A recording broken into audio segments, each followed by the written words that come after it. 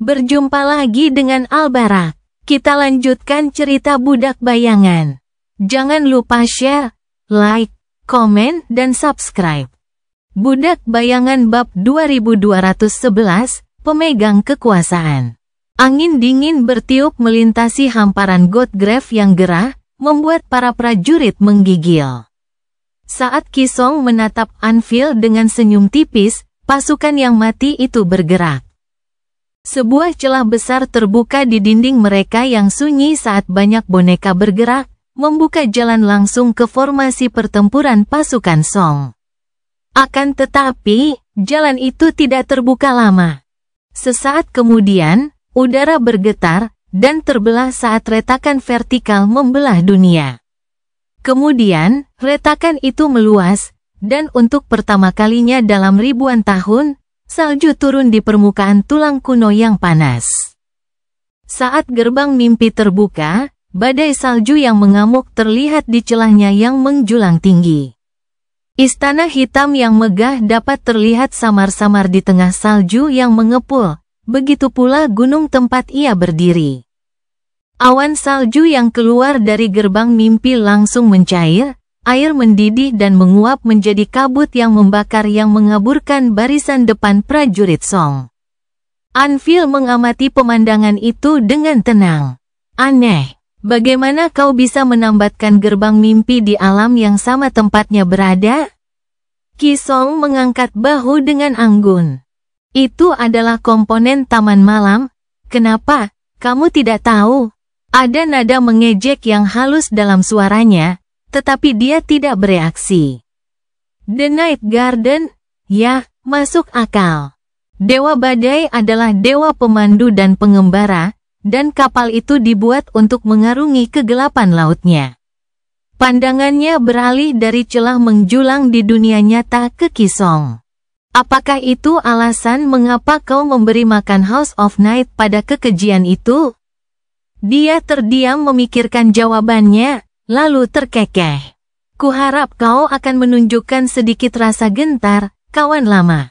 Tapi kau sudah terlalu jauh, bukan? Apa yang perlu membuatmu bergidik? Ki Song menggelengkan kepalanya. Aku merebut Night Garden. Aku juga merebut benteng Stormsea lainnya. Rivergate telah hilang, dan Bastion telah jatuh. Kerajaanku lebih kuat dari sebelumnya. Sementara kau bahkan tidak memiliki cukup sein untuk memerintah kerajaanmu. Dapatkah kau merasakannya, Vale? Dapatkah kau merasakan domainmu runtuh? Anvil tetap diam beberapa saat, menatapnya tanpa ekspresi. Mengapa saya harus peduli? Namun kemudian, ekspresinya berubah sedikit. Senyum Ki Song menghilang, digantikan oleh ekspresi dingin dan kejam. Bisakah kamu merasakannya sekarang? Ia melihat ke bawah, ke permukaan tulang di bawah kaki mereka, seolah mencoba menusuknya dengan tatapannya. Matanya sedikit menggelap, menunjukkan sedikit rasa jijik. Begitu ya, lagi pula, kau telah merebut Spin Ocean. Orang-orang yang kukirim untuk membunuh putri-putrimu sedang sekarat. Mereka sudah mati. Dan citadel yang mereka kuasai sekarang tidak memiliki tuan. Ki Song menatapnya dalam diam tanpa ekspresi apapun, dan sesaat, dia tampak seperti dirinya yang sebenarnya, mayat yang diawetkan dengan sempurna, dan dikontrol dengan sangat ahli. Anvil menatapnya dengan tenang. Betapa tidak bergunanya. Apakah kamu merasa percaya diri sekarang setelah kamu mengumpulkan semua kekuatan itu, Song? Mayat cantik itu tersenyum. Rasanya memang menyenangkan. Dia menggelengkan kepalanya. Itulah yang selalu menjadi titik butamu. Sejak hari-hari kita di akademi hingga sekarang, kau selalu dikendalikan oleh rasa rendah diri. Dan kau selalu mengejar kekuasaan untuk menghindarkan dirimu dari rasa rendah diri. Akan lucu jika itu tidak begitu menyedihkan, biasa saja, dan tidak menyenangkan. Tapi sekali lagi, apalagi yang diharapkan dari seseorang sepertimu? Anvil menatapnya dengan dingin. Seseorang sepertimu, yang terlahir tanpa apa-apa, tidak dapat benar-benar memahami arti dari kekuatan. Kekuatan memang ada gunanya, tentu saja. Tetapi pada akhirnya, kekuatan itu sendiri tidak ada artinya. Orang yang menggunakannya lah yang penting. Jadi, mengapa aku harus gentar? Kau dapat merebut benteng Stormsea, Song. Kau dapat menghancurkan Rivergate. Kau bahkan dapat membantai para Saintku. Tetapi itu tidak akan berarti apa-apa. Karena pada akhirnya, kau tetap harus menghadapiku. Dia menatapnya dengan sedikit rasa jijik. Dan aku, lebih unggul. Aku ditempa dari baja murni, dan tidak peduli seberapa besar kekuatan yang kau peroleh, kita tidak akan pernah setara. Qi Song tertawa pelan. Dia terdiam beberapa saat, lalu menghadapinya dengan tatapan sedih. Dan hanya orang sepertimu yang benar-benar bisa berpikir bahwa aku dilahirkan tanpa apapun. Saat angin dingin Ravenheart bertiup melintasi hamparan terik Godgrave, dia menarik napas dalam-dalam lalu mendongak ke langit kelabu yang tak kenal ampun. Apakah kau juga ditempa dari baja yang lebih murni dari Broken Sword? Sebuah bayangan melintas di wajah Anvil. Dia menjawab dengan tenang, tentu saja. Qi Song tersenyum. Apakah itu sebabnya kau harus membuat kesepakatan dengan Dreamspawn? Kurasa bajamu tidak cukup murni untuk mengalahkan seseorang dari jenisnya, dirimu sendiri. Anvil membalas senyumannya dengan senyuman dingin miliknya. Kau membuatnya terdengar seolah kau tidak ada di sana, membunuhnya bersamaku. Kenapa? Apakah kau menyesalinya sekarang? Apakah kau berharap kau membuat pilihan yang berbeda? Dia menggelengkan kepalanya perlahan. Tidak, kau dan aku sama-sama tahu bahwa itu perlu. Sama seperti menghapus semua jejak api abadi itu perlu. Jika seseorang tampaknya menyesal, itu adalah kau, Vale. Kalau tidak, kau tidak akan membiarkan putrinya tumbuh menjadi seseorang yang tidak dapat dengan mudah disingkirkan oleh kita berdua. Qi Song menatapnya dengan tenang. Aku akan memperbaiki kesalahanmu setelah kau meninggal. Jangan khawatir. Saat dia mengucapkan kata-kata itu, aroma besi yang samar tiba-tiba memenuhi udara. Dan kehadiran Anvil yang menindas tumbuh lebih dalam dan tajam serta mengerikan, seakan-akan akhirnya terbangun setelah tertidur selama ini. Dia menggelengkan kepalanya. Untuk seseorang yang seharusnya tidak punya apa-apa untuk dikatakan, kau benar-benar banyak bicara. Cukup, mari kita selesaikan ini sekali dan untuk selamanya. Mari kita lihat siapa yang layak mengenakan mahkota. Menundukkan kepalanya sejenak, Qi Song tersenyum. Selamat tinggal, Vale. Anvil memanggil helmnya, dan suaranya berdesir tertiup angin seperti suara gemuruh ribuan bilah pedang. Selamat tinggal padamu juga, Song. Badai bunga api merah menenggelamkan dunia. Budak bayangan bab 2212, Pertempuran Royal. Jauh dari panas terik Godgrave, jauh di tengah udara dingin Ravenheart, istana hitam yang megah diselimuti oleh badai salju yang mengamuk. Saat angin menderu, suara rendah dan bergema-bergema di salju, membuat orang-orang di kota di seberang jembatan besar membeku dan menoleh. Terdengar suara batu berderak, lalu gerbang utama istana hitam itu terbuka lebar untuk pertama kalinya dalam kurun waktu yang tak terhitung jumlahnya. Di balik gerbang itu tersembunyi kegelapan yang dalam dan mengerikan. Sesaat kemudian, sosok-sosok aneh muncul dari kegelapan dan memasuki cahaya, bergerak acuh tak acuh di tengah dinginnya badai salju yang mematikan. Sungai mayat yang luas dan tampaknya tak berujung mengalir keluar dari istana hitam, melintasi jembatan batu, dan masuk ke celah gerbang mimpi yang menjulang tinggi. Ada makhluk mimpi buruk dari segala bentuk dan rupa di sungai itu, serta manusia yang tak terhitung jumlahnya. Boneka-boneka itu berbeda satu sama lain dalam bentuk dan ukuran. Tetapi beberapa di antaranya jauh lebih menakutkan daripada yang lainnya. Itu adalah boneka yang dibuat dari mayat para titan yang terbunuh. Saat badai bunga api merah melahirkan badai pedang yang dahsyat, titan pertama melewati gerbang mimpi, melangkah ke permukaan tulang dada dewa yang telah mati. Dunia bergetar karena langkah kakinya. Mayat yang berdiri di depan pasukan pedang tampak seperti legiun, tetapi sekarang setelah Aula Es Ravenheart terbuka, jumlah mereka tiba-tiba tampak sedikit dan tidak signifikan. Para prajurit dari kedua belah pihak menyaksikan dalam keheningan yang tercengang ketika iring-iringan boneka ratu yang tak berujung berbaris dari salju yang mengepul. Aliran mereka tidak pernah berhenti hingga seluruh pasukan orang mati membanjiri dataran tulang. Mereka semua menatap awan pedang yang tak terbatas dengan tatapan kosong yang menakutkan. Para titan menjulang tinggi di atas mereka bagaikan gunung daging yang mengerikan. Beberapa di antaranya begitu besarnya sehingga mereka nyaris tidak bisa melewati celah besar gerbang mimpi. Lautan boneka menghadapi badai pedang, dengan dua penguasa saling berhadapan di tengah.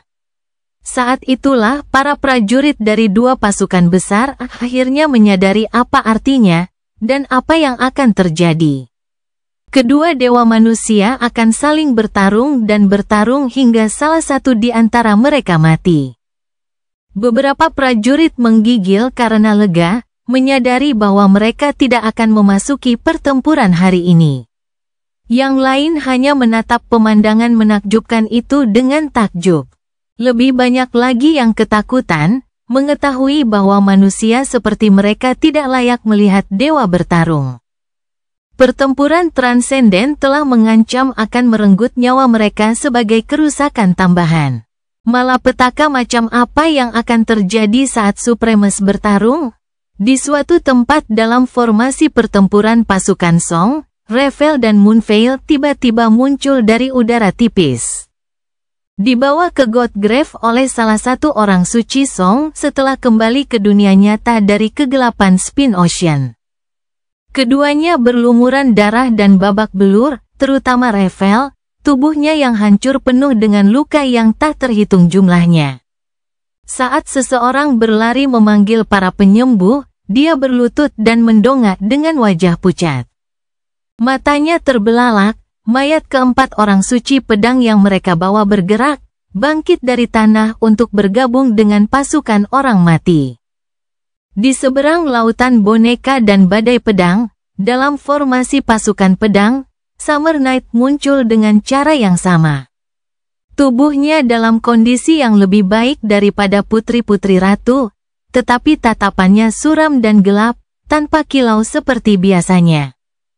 Dia menatap medan perang tanpa bersuara, lalu menundukkan pandangannya, bertahan selama beberapa saat, lalu memanggil baju zirah dan senjatanya. Hampir pada saat yang sama, 7 pedang mengerikan jatuh dari langit, berhenti dan melayang di belakang Anvil. Dia mengangkat lengannya, dan salah satunya mendarat di tangannya. Dunia itu sendiri tampak berubah, seakan-akan ditekuk dan dirobek oleh bilah abu-abu yang menakutkan itu. Kisong menatap pedang yang mengerikan itu dengan tenang. Saya lihat Anda masih seorang kolektor yang ulung. Pedang suci, ya. Anvil menundukkan kepalanya, bulu merah tua di helmnya bergerak sedikit. Suaranya yang acuh tak acuh terdengar saat dia menjawab, mengarahkan pedang ke arah ratu yang tidak bersenjata. Ini masih mengecewakan, tapi tidak apa-apa. Setidaknya aku tidak punya kebiasaan bermain dengan boneka yang sudah mati. Kisong tertawa, suaranya tenggelam dalam gemerisik pedang yang tak terhitung jumlahnya. Aku juga punya beberapa boneka hidup. Dengan itu, senyumnya meredup, digantikan oleh ekspresi dingin dan gelap. Api merah menyala yang menakutkan di matanya. Mainan-mainan ini tidak akan menyelamatkanmu. Beberapa saat kemudian, dia tiba-tiba berada di depan Anvil. Tangan kosongnya menghantam pelindung dadanya, membuatnya penyok. Jari-jarinya meninggalkan lekukan dalam pada logam ajaib itu, hampir merobeknya. Kekuatan pukulannya cukup mengerikan hingga menghasilkan gelombang kejut yang menghancurkan dan mendorong Raja Pedang beberapa langkah ke belakang. Pada saat yang sama, lautan boneka melonjak maju seperti air pasang. Badai pedang telah menutupi langit kelabu yang cerah, menciptakan bayangan gelap di medan perang. Sekarang, pedang-pedang itu jatuh dari ketinggian, seolah-olah langit itu sendiri jatuh menimpa pasukan yang tewas. Pedang-pedang yang beterbangan bersinar saat jatuh, memantulkan cahaya yang menyilaukan, dan untuk sesaat, seolah-olah seluruh dunia terbakar. Ketika awan baja bertabrakan dengan gelombang kematian, dunia yang terbakar tampak hancur. Kekuatan benturannya begitu dahsyat sehingga menghasilkan kilatan cahaya yang menyilaukan dan gelombang panas yang tak tertahankan. Beberapa boneka hancur berkeping-keping, sementara beberapa lainnya rusak parah. Akan tetapi, lebih banyak lagi yang menghindar atau menangkis pedang terbang, bergerak dengan keterampilan yang dingin dan penuh perhitungan dari para prajurit yang agung. Keterampilan seperti itu adalah senjata yang mengerikan di tangan makhluk yang mengendalikan tubuh perkasa dari makhluk mimpi buruk. Lagi pula, keterampilan dan kecerdasanlah yang memberi manusia yang lemah kesempatan dalam pertempuran melawan kapal-kapal korupsi yang keji.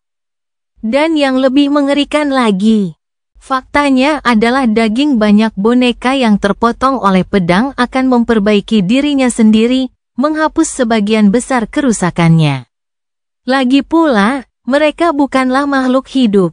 Dan karena ratu dapat mengendalikan boneka-bonekanya dengan cukup rumit untuk membuat mereka membusuk atau memulihkan diri dari kebusukan, dia juga dapat menghapus potongan-potongan ini.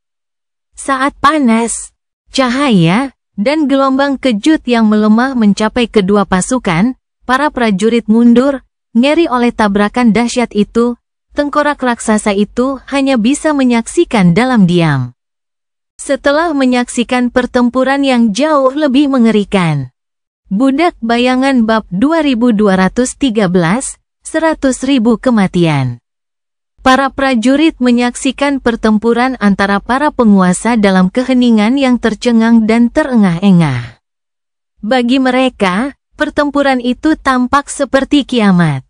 Lautan orang mati dan sungai pedang yang berdesir di angkasa telah terjalin menjadi badai kehancuran yang dahsyat. Dengan potongan-potongan daging yang hancur dan pecahan logam yang hancur menutupi medan perang seperti kabut yang dingin. Dataran tulang terus bergetar seolah-olah dari gempa bumi yang dahsyat. Getaran yang dahsyat melemparkan banyak sekali prajurit ke tanah. Keriuhan pertempuran yang tak terduga itu sangat dahsyat dan memekakkan telinga, dan angin yang ditimbulkannya cukup kuat untuk membuat para prajurit yang bangkit terhuyung-huyung dan bergoyang. Langit seakan terbelah dan runtuh. Atau lebih tepatnya, meluap dengan cahaya pijar, sinar matahari yang membakar tak terhitung jumlahnya mengalir melalui celah-celah awan untuk memusnahkan pasukan yang ketakutan. Akan tetapi, Cloudveil masih bertahan, mungkin karena para penguasa telah memilih untuk melestarikannya, mungkin karena Saint Tyrese dari White Feather masih berjuang untuk mempertahankannya. Para penguasa itu sendiri bagaikan dua titik kecil dalam pertumpahan darah yang dahsyat dan dahsyat dari konfrontasi yang mengakhiri dunia. Namun, mustahil untuk tidak melihat mereka bahkan dalam kekacauan itu. Dimanapun keduanya bertabrakan, badai pedang terkoyak, dan lautan boneka surut. Meninggalkan mayat-mayat yang tak terhitung jumlahnya yang hancur berkeping-keping. Kisong dan Anvil bertarung di darat, dan mereka bertarung di udara. Kekuatan pukulan mereka begitu dahsyat sehingga udara itu sendiri tergeser dan terbakar abis, menciptakan kantong-kantong vakum yang luas di atas medan perang yang bergetar.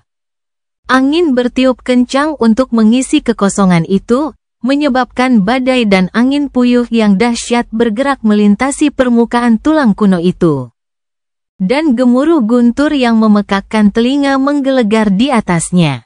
Hanya sedikit yang mampu memahami detail pertempuran kerajaan. Tetapi mereka yang mampu melihat Anvil membela diri dengan 7 pedangnya yang mengerikan saat Qi Song menyerang dengan tangan kosong seperti binatang buas.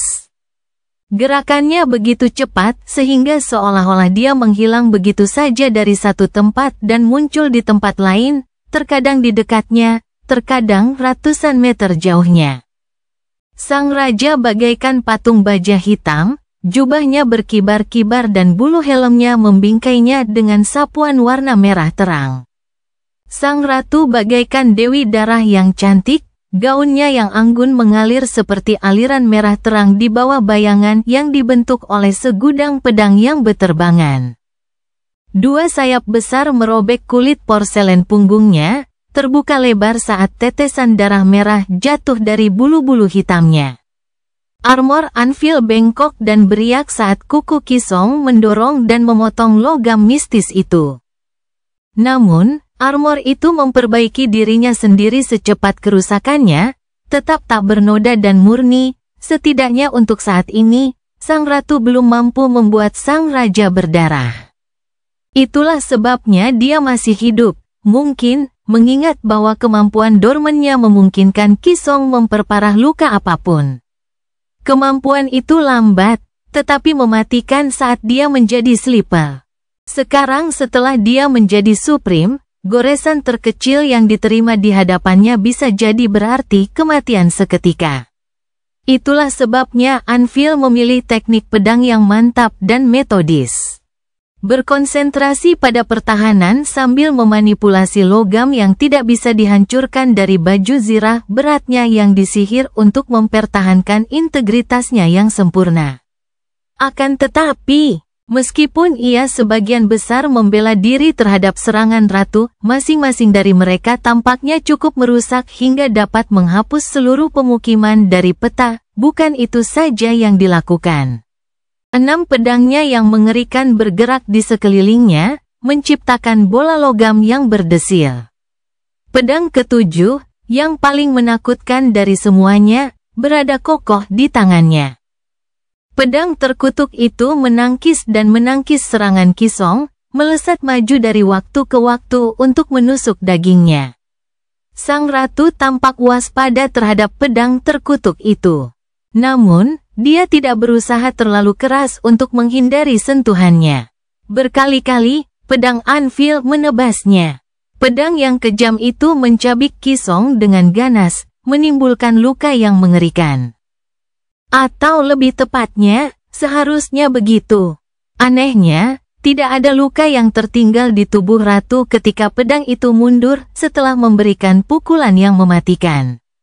Seolah-olah dia adalah hantu yang terbuat dari air, atau mungkin darah, dan baja abu-abu itu hanya melewatinya tanpa meninggalkan jejak. Akan tetapi, jika seseorang sangat penuh perhatian, dan memiliki kemampuan luar biasa untuk menelaah kekacauan dahsyat pertempuran besar itu dengan pikirannya, mengamati semuanya dalam waktu yang sama, mereka akan menyadari detail yang aneh. Setiap kali Qi Song menerima luka yang mematikan dan mengabaikannya tanpa meringis, salah satu bonekanya yang berada jauh di bawah terjatuh ke tanah, tubuhnya terpotong secara mengerikan. Anvil tampaknya tidak terkejut sama sekali dengan apa yang terjadi. Menepis serangan lain dan mendorong tangan Qi Song, dia melemparkan salah satu dari 6 pedang terbang itu ke depan. Sang ratu terlambat sepersekian detik untuk bereaksi, dan baja dingin itu menembus lehernya yang ramping. Dia seharusnya dipenggal, tetapi sebaliknya, tidak ada bekas yang tertinggal di kulitnya. Lengannya yang lain melesat ke depan, mengenai dada Anvil. Dunia bergetar akibat kekuatan pukulannya yang dahsyat, dan gelombang kejut yang menghancurkan bergulung ke atas, mengancam untuk mengganggu tabir awan yang cemerlang. Sang raja menyeringai di balik helm baja gelapnya. Ini akan membosankan. Dia memperbaiki baju besinya sesaat setelah hampir robek oleh tangan Qi Song, lalu mengangkat baju besinya sendiri, meraih pedang kedua dari 7 pedang mengerikan yang jatuh dari udara. Sekarang menghunus dua bilah pedangnya, Anvil dengan mudah beralih dari seni bertarung defensif ke gaya yang gegabah dan agresif, mengabaikan kehati-hatian demi kekuatan ofensif yang luar biasa. Sosok hitamnya meledak maju, terbang melintasi langit dengan kecepatan yang mengerikan. Keduanya bertabrakan tinggi di atas medan perang, menimbulkan badai dengan kekuatan dahsyat yang dahsyat. Berapa banyak boneka yang kau miliki sekarang? Puluhan ribu? Ratusan ribu? Baiklah, tidak masalah. Aku akan membunuhmu 100.000 kali jika itu yang diperlukan. Kisong tertawa. Aku juga ingin menikmati membunuhmu 100.000 kali. Dengan itu, dia menyingkirkan salah satu pedang, memukul pedang lainnya ke samping dengan tinjunya, dan mencengkeram Anvil di udara. Sayap gagaknya mendorong langit yang menyilaukan, dan kemudian, keduanya jatuh dari ketinggian, jatuh ke bidang tulang. Kisong menghantamkan Anvil ke tanah dengan kekuatan yang mengerikan, membuat seluruh dataran bergetar. Gempa yang dahsyat menjatuhkan ribuan prajurit, dan tulang kuno itu retak, ribuan pecahan tajam beterbangan ke segala arah bagai awan besar pecahan peluru yang menyebar. Berdiri di tengah para prajurit domain pedang, sang penguasa bayangan menunduk dan menatap salah satu pecahan tulang yang menggelinding ke kakinya. Topengnya yang menakutkan tetap tanpa ekspresi. Bajingan gila, mereka benar-benar mematahkan tulang. Budak Bayangan bab 2214, gelap dan dingin. Para prajurit dari dua pasukan besar itu meringkuk ketakutan menghadapi amukan dahsyat dari bentrokan antara dua dewa setengah dewa itu, wajah mereka pucat. Mata mereka terbuka lebar karena kagum dan ketakutan. Suni sendiri tidak merasa terlalu berani saat ini. Bersandar pada gagang odachinya, sementara ujung bilahnya menyentuh tanah, dia mengamati pertempuran itu dengan saksama. Topeng hitamnya tetap tanpa ekspresi, tetapi pria di balik topeng itu memiliki ekspresi muram di wajahnya. Bagaimanapun juga, para prajurit hanya menyaksikan bentrokan itu. Mereka takut dengan kekuatan penghancur yang dilepaskan oleh kedua penguasa itu, tetapi yang mereka takutkan adalah menjadi korban tambahan dalam pertarungan yang mengerikan itu, paling tidak. Namun, Suni akan segera menghadapi monster-monster ini dalam pertempuran. Ia akan mengalami sendiri kengerian yang tak terlukiskan dari kekuatan tak manusiawi mereka. Jadi, kewaspadaannya jauh lebih sedikit bersifat teoritis. Terlalu kuat, terlalu cepat. Para penguasa memang jauh melampaui para sein manapun. Bahkan Suni, yang merupakan Titan Transcendent, tidak berada di level kekuatan yang sama dengan mereka.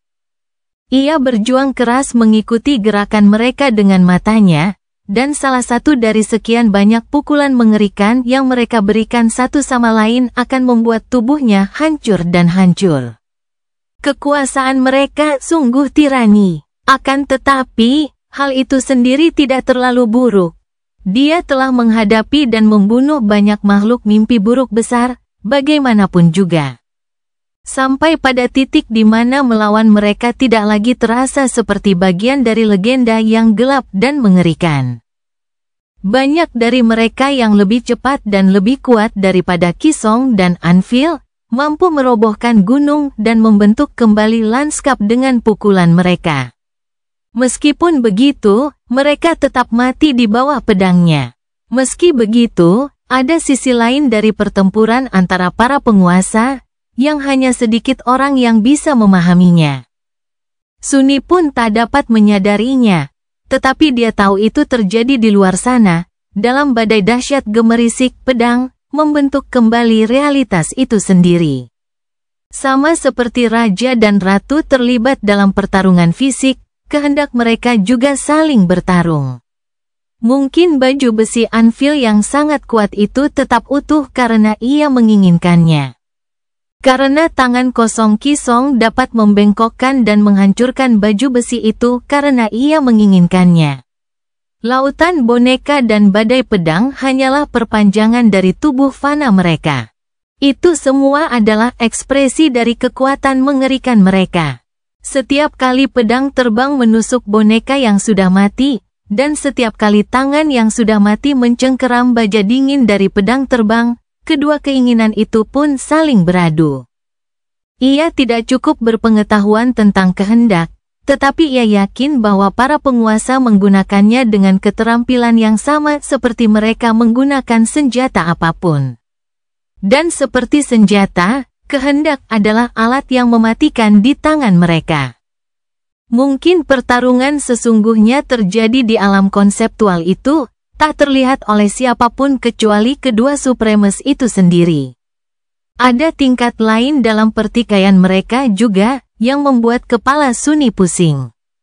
Itu adalah pertikaian antara domain kedua penguasa, yang memiliki pengaruh pada seberapa banyak kekuatan yang dapat mereka ekspresikan, dan seberapa tajam kehendak mereka. Mungkin, dia tidak yakin. Kisong telah memutuskan untuk bertempur di Bresbonerich, yang merupakan pilihan yang aneh. Bagaimanapun, disinilah wilayah kekuasaan Raja Pedang, dia dikelilingi oleh domainnya dari semua sisi, yang pasti merupakan kerugian besar, yang akan melumpuhkan kekuatannya. Namun, tepat sebelum mereka bentrok, segalanya berubah. Sunni tidak bisa benar-benar merasakannya, tetapi dia merasakannya, perubahan halus dalam sifat dunia di sekitar mereka. Itu pasti terjadi karena di suatu tempat jauh di bawah sana, Revel akhirnya menaklukkan benteng Spin Ocean. Kisong memperoleh lebih banyak otoritas atas Godgrave. Dan batas wilayahnya sendiri mendorong lingkup pengaruh Anvil dari kedalaman lautan yang gelap. Dan kemudian ada gerbang mimpi, yang tampaknya terbuka ke pemandangan bersalju Ravenheart. Entah bagaimana, Sunni tahu bahwa gerbang mimpi berfungsi sebagai saluran kekuatan tertinggi. Setiap kali gerbang itu muncul, tanah di sekitarnya menjadi bagian dari domain penguasa. Begitulah cara Anvil dan Kisong mampu membawa domain mereka ke dunia nyata selama rantai mimpi buruk dan melenyapkan penjaga gerbang yang muncul selama pertempuran tengkorak hitam. Ravenheart sekarang terhubung langsung dengan Godgrave, menyebarkan pengaruh sang ratu ke negeri terkutuk ini. Kemungkinan besar. Maka, keseimbangan yang rapuh pun terbentuk, dengan dua penguasa bertarung di perbatasan tempat domain mereka saling dorong, sehingga terciptalah wilayah netral. Sunni harus mengingat semua itu.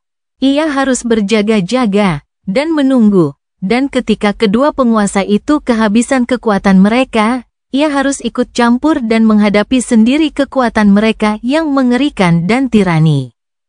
Tentu saja, berdampingan dengan Nephis. Apakah mereka benar-benar bisa menang? Nah, sekarang, mereka tidak punya pilihan.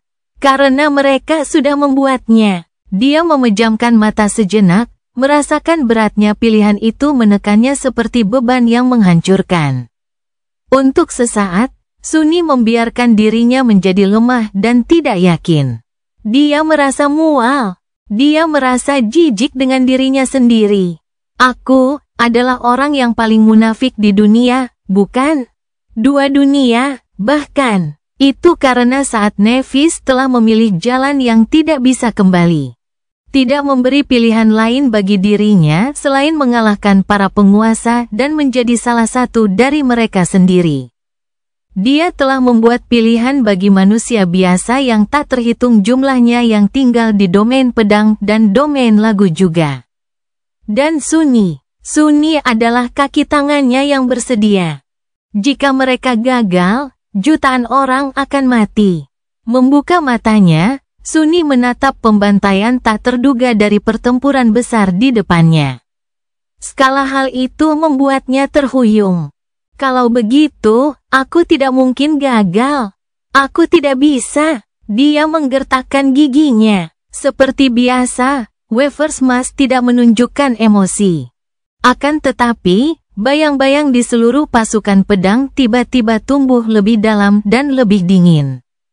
Dalamnya tak terhingga, dan dinginnya tak terhingga. Budak Bayangan bab 2215, Sang Pangeran. Gelombang sihir menerjang Kisong, menekannya ke permukaan tulang yang retak. Sayapnya patah dengan bunyi berderak yang mengerikan, bulu-bulu hitamnya basah oleh darah. Gaun merahnya berdesir, kainnya yang mewah robek karena beban yang sangat berat. Benang-benang yang terurai itu bergerak seakan-akan memiliki kehidupannya sendiri, namun beberapa saat kemudian memperbaiki robekannya. Sayap-sayapnya pun telah diperbaiki, hanya untuk dipatahkan sekali lagi, lalu memperbaiki diri sekali lagi. Menggunakan jeda singkat di tengah gempuran serangan, Anvil melesat maju dengan kecepatan yang tak terbayangkan. Pedang kembarnya jatuh seperti bilah guilotin, satu diarahkan ke lehernya, yang lain ke perutnya. Kali ini, ada sesuatu yang berbeda tentang cara baja tajam itu berdesis saat memotong udara. Seolah-olah pedang itu tidak hanya memotong ruang, tetapi juga mengiris struktur realitas itu sendiri. Kisong mendongak dengan tajam tepat sebelum kedua bilah pedang itu jatuh ke tubuhnya yang sedang berlutut. Alih-alih berusaha menghindarinya, dia malah melesat maju. Awan pecahan tulang meledak ke belakang dari bawah kakinya, dan saat kilatan menyilaukan menenggelamkan medan perang sejenak, dia bertabrakan dengan Anvil dengan kecepatan yang mengerikan. Kekuatan benturan itu membuat dunia bergetar. Anvil mencabut pedangnya di saat-saat terakhir, meninggalkan dua luka dalam di lengan Kisong sebelum menangkis telapak tangannya dengan bilah pedang yang bersilangan. Badai pun muncul, membelah badai pedang yang berdesir itu, dan gelombang kejut yang dahsyat itu membuat ribuan boneka beterbangan. Namun kali ini, tidak ada boneka yang menerima luka seperti yang dialami Dalang. Luka-luka itu tetap berada di kulit porselen ratu, membengkak dengan darah merah. Saat Anvil meluncur mundur puluhan meter, dan dia bergegas maju untuk mengejar, senyum jahat tersungging di bibirnya. Kemauan yang cukup tajam untuk membelah dunia. Sesaat kemudian, tangannya yang halus turun ke atas sang raja seperti gelombang pasang yang menghancurkan. Serangkaian guntur yang memekakkan telinga melahap medan perang. Menyatu menjadi gemuruh yang terus-menerus, sosok Anggun Kisong tampak berkedip-kedip muncul dan menghilang saat ia bergerak di sekitar Anvil. Memberikan 100 pukulan yang menghancurkan dari segala arah dalam waktu kurang dari sedetik. Dataran tulang bergetar, jiwa yang cukup luas untuk meliputi surga. Sambil menggeram, dia melancarkan satu pukulan terakhir, yang paling mengerikan sejauh ini.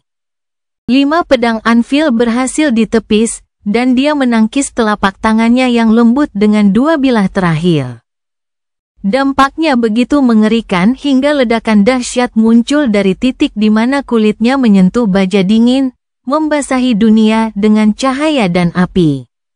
Anvil menahan serangan itu dengan tenang, tetapi retakan dalam menyebar melalui tulang kuno di bawah kakinya, memotongnya seperti bekas luka yang buruk rupa. Kisong tertawa saat dia menari menjauh dari pembalasannya, gaun merahnya berkibar di belakangnya seperti aliran darah. Hati yang cukup dingin untuk memadamkan api neraka. Saat dia kehilangan keseimbangan dan terjatuh, dia menerjang ke depan sambil tersenyum nakal. Bukankah kau sungguh menakjubkan untuk dilihat? Vale, sambil menyebarkan kelima pedang itu dengan lambaian kuat dari sayap hitamnya, dia menaiki Anvil seperti seekor binatang, mengangkat tangannya, dan mengepalkannya. Seorang raja di antara raja-raja. Pukulan pertama yang menghancurkan itu menimpanya, menyebabkan lebih banyak guntur, lebih banyak cahaya, lebih banyak panas. Bilah pedang yang digunakan Anvil untuk melindungi dirinya sudah bersinar merah. Di suatu tempat lain di medan perang, para titan yang mati berdiri tegak seperti gunung tinggi di tengah badai pedang yang berterbangan. Boneka-boneka yang lebih lemah tercabik-cabik dan ditebas, tetapi kekejian raksasa ini terlalu besar, terlalu mengerikan, dan terlalu kuat untuk dihancurkan dengan mudah. Mereka berjalan melintasi dataran tulang, dan perlahan bertemu di tempat kedua penguasa terkunci dalam perkelahian mematikan, dan dunia itu sendiri berguncang di bawah langkah kaki mereka. Badai pedang mengamuk, berusaha menghalangi jalan mereka dan menghancurkan mereka. Setiap kekejian raksasa dikelilingi oleh pusaran baja yang berdesir, bilah tajam yang tak terhitung jumlahnya mencabik-cabik daging mereka dalam upaya sia-sia untuk menjatuhkan para raksasa. Namun, tubuh Titan, bahkan yang sudah mati, tetap tangguh dan besar, sebagian ditutupi oleh baju besi yang tidak mudah patah, sebagian lagi oleh lapisan kulit tebal yang sangat kuat. Sebagian lagi seperti gunung daging yang tidak berbentuk, semua kerusakan yang ditimbulkannya sembuh dalam hitungan menit. Meskipun kekuatan mengerikan yang dilepaskan oleh pedang terbang itu, para titan tidak tumbang, dan mereka pun tidak berhenti. Sampai pada titik tertentu, badai pedang tiba-tiba berputar, bilah-bilah pedang yang tak terhitung jumlahnya membentuk rune yang tak terhitung jumlahnya di sekitar raksasa yang berbaris. Kemudian, rune-rune itu menyala dengan cahaya merah tua yang mengancam, dan aliran cahaya merah halus menghubungkan mereka seperti sungai. Sungai-sungai merah membentuk jaring yang mengelilingi para titan, atau mungkin kurungan. Jeruji kurungan sihir itu tidak berwujud, namun, kekejian raksasa itu menghantam mereka seolah-olah terbuat dari logam padat. Dataran tulang bergetar ketika raksasa-raksasa yang mati itu bertabrakan dengan sinar cahaya merah, terhuyung-huyung, dan terhenti. Di kejauhan, Anvil masih tidak terluka akibat serangan ganas Qisong. Meskipun permukaan tulang kuno di sekitarnya retak, armor gelapnya tetap utuh, dan tubuhnya tetap utuh. Sambil berbaring di tanah, dia mencibir dengan dingin. "Saya." Sesaat kemudian, 5 dari 7 pedang mengerikan itu menusuk tubuh Qisong dari belakang, sementara pedang ke-6 menusuk jantungnya. Anvil melepaskan gagangnya, melingkarkan jari-jarinya di leher Qisong, dan melesat ke langit, menyeret Qisong bersamanya. Suatu keajaiban untuk disaksikan, seorang raja di antara raja-raja, dan masih banyak lagi. Saat mereka terbang cukup tinggi hingga hampir menyentuh Cloudveil, dia mengarahkan pelindung helmnya ke Qisong dan berkata dengan sedikit nada acuh tak acuh dalam suaranya yang dingin dan kejam, "Apa yang kamu?" Dengan itu, dia mengencangkan ototnya dan melemparkan Qisong ke bawah. Dia terjun bebas di tengah badai pedang bagaikan komet merah tua, tertusuk dan terpotong. Sesaat kemudian, hantaman pedang ke-7, pedang terkutuk, menghantamnya, menghancurkan badai itu. Qisong menghantam tanah dengan kekuatan yang sangat dahsyat sehingga gelombang kejut yang dihasilkan oleh kejatuhannya tidak hanya melemparkan boneka-boneka di sekitarnya, tetapi juga mencabik-cabiknya. Boneka-boneka yang paling dekat dengannya hancur menjadi awan kabut merah, sementara boneka-boneka yang lebih jauh hanya tercabik-cabik menjadi potongan-potongan daging kecil. Jaring retakan yang luas meliuk-liuk melalui permukaan tulang kuno itu, mengelilinginya seperti jaring laba-laba yang gelap. Di inti jaringan itu, Qisong berjuang untuk berdiri. Namun, ke-6 pedang itu masih tertancap di tubuhnya, menusuknya dan membuatnya tertekuk ke tanah. Anvil mendarat beberapa langkah jauhnya dan berjalan ke arahnya, mengangkat pedang ke-7. Suaranya bergema dari balik baja hitam helmnya, "Kamu bukan apa-apa." Qisong tertawa kecil serak. "Bukankah kamu tipe orang yang tidak takut pada apapun?" Sebelum pedang terkutuk itu bisa jatuh, sosok ratu yang mempesona tampak kabur saat ia mengambil wujud transendennya. Sesaat kemudian, Banjir besar darah merah mengalir deras, keluar dari kurungan 6 pedang yang mengerikan dan mengancam untuk memakan Anvil. Cerita bersambung. Jangan lupa share, like, komen, dan subscribe agar tidak ketinggalan cerita selanjutnya.